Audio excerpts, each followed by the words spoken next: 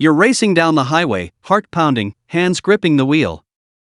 Behind you, the sudden flash of red and blue lights demands your attention, a police car signaling you to pull over.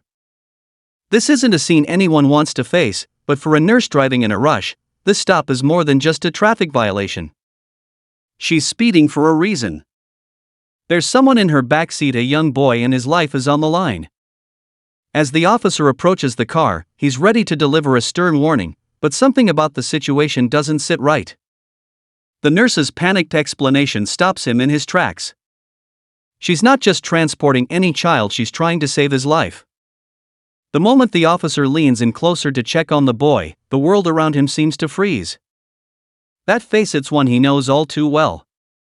What started as a routine traffic stop is about to unravel into a story of urgency, family, and fate. Why is his son in her car? And can they work together to ensure the boy's safety before it's too late? Stay tuned to find out how this incredible encounter unfolds.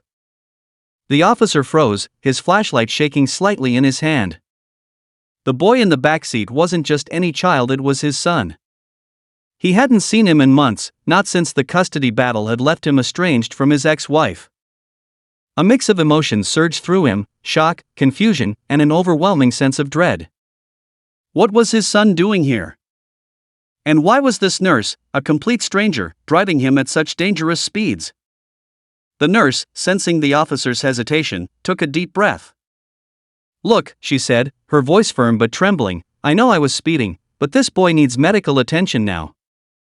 There's no time for explanations." The officer's instincts as a father clashed with his duty as a cop. "What happened to him?" he asked, his voice sharper than intended. He stepped closer, angling the flashlight toward his son. The boy was pale, his head lolling slightly to one side, and his breathing was shallow. A dark stain of blood seeped through the fabric of his shirt.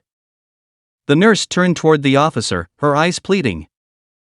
"He's been injured. I'm a nurse at the hospital a few miles from here. His condition is critical, and if I don't get him there fast, he could." Her voice faltered, but her determination didn't. "Please, officer. Let me go." His mind raced. There were so many questions. How had his son ended up here? Where was his ex-wife? But there was no time for answers. Every second they wasted could mean the difference between life and death. "Follow me," the officer finally said, his voice low but firm. He turned on his patrol car's sirens and lights, signaling the nurse to stay close behind him as he sped off toward the hospital. The road ahead was dark and winding, but his focus was razor-sharp, fueled by the fear of losing his son. As they drove, fragments of memories flashed through his mind: his son's laugh, the way he used to hold his hand on walks, the arguments with his ex-wife that had grown so bitter. Regret gnawed at him. Had his absence contributed to this moment? He pushed the thought aside, forcing himself to focus on the task at hand.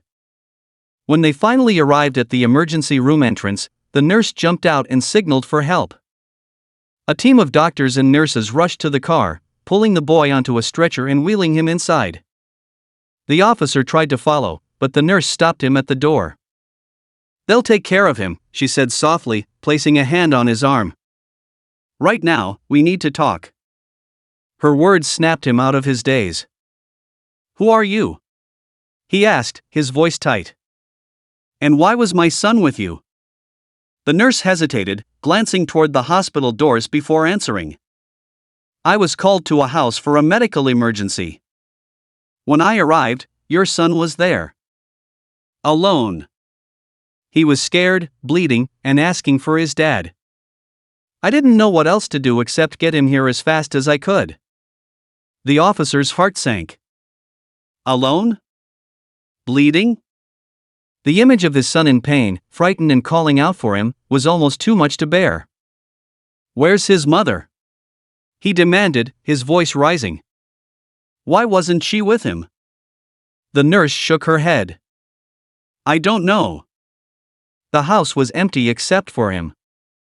I tried to ask him what happened, but he was too weak to explain. All I knew was that he needed help." The officer ran a hand through his hair, frustration and fear boiling inside him.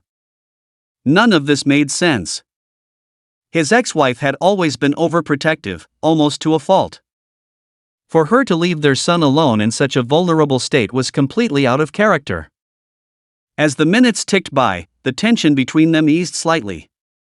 The nurse's calm demeanor began to reassure him, and he realized she had likely saved his son's life. "Thank you," he said finally, his voice barely above a whisper. "For getting him here. For helping him." The nurse nodded, her expression softening. "I did what anyone would do." Just then, a doctor emerged from the hospital doors, his face a mask of professionalism. "Officer, nurse, we've stabilized him for now, but he's not out of the woods yet. We need to run more tests to understand the extent of his injuries." The officer's knees nearly buckled in relief, though the weight of uncertainty still pressed heavily on him. "Can I see him?" he asked. The doctor hesitated. "Not yet. Let us assess his condition first. I'll let you know as soon as he's ready for visitors." As the doctor disappeared back into the hospital, the officer turned to the nurse. "I need to find out what happened to him. Will you help me?" She hesitated for a moment before nodding. "Of course. I want to make sure he's okay too." Together, they began piecing together the fragments of the mystery. The nurse shared details of the scene she'd found: the overturned chair in the living room, the broken picture frame on the floor, and the blood trail leading from the kitchen to the front door. It was clear something had gone terribly wrong, but the full story remained elusive. The officer's radio crackled to life, interrupting their conversation. "Dispatch to Unit 47, report of a disturbance at address, possibly related to your earlier stop." His blood ran cold as the address registered in his mind. It was his ex-wife's house. The officer gripped his radio, his knuckles white against the plastic. His ex-wife's address. A disturbance. His pulse quickened, and his thoughts raced. What kind of disturbance? Was she in danger? Could it have anything to do with his son's injuries? He looked at the nurse, whose expression mirrored his own worry. "I have to go," he said abruptly, heading toward his patrol car. The nurse hesitated before speaking. "Wait. If this is connected to your son, you might need someone who knows what condition he was in when I found him." He paused, the weight of the moment pressing down on him. She was right. He nodded, motioning for her to follow. Together, they climbed into his car, the silence between them heavy as he sped toward the address. When they arrived, the scene was chaotic. 2 other patrol cars were already parked outside, their lights painting the dark neighborhood in flashing red and blue. A neighbor stood on the sidewalk, speaking animatedly to an officer. The house was eerily quiet, its windows dark despite the commotion outside. The officer stepped out of the car, his heart pounding. He turned to the nurse. "Stay here," he said, though his tone lacked conviction. She gave him a determined look but didn't argue. As he approached the house, his colleague intercepted him. "We got a call about a loud argument and possible break-in," the officer explained. "Witnesses said they saw a man leaving the property in a hurry about 20 minutes ago." "Where's my ex-wife?" the officer asked, his voice tight. "We haven't located her yet," the colleague replied grimly. Fear clawed at his chest. He pushed past the officers and entered the house, his flashlight cutting through the darkness. The living room was a mess, just as the nurse had described: overturned furniture, a shattered picture frame, and spots of blood leading toward the kitchen. His throat tightened as he followed the trail. The kitchen was in disarray, the table knocked over and its contents scattered across the floor.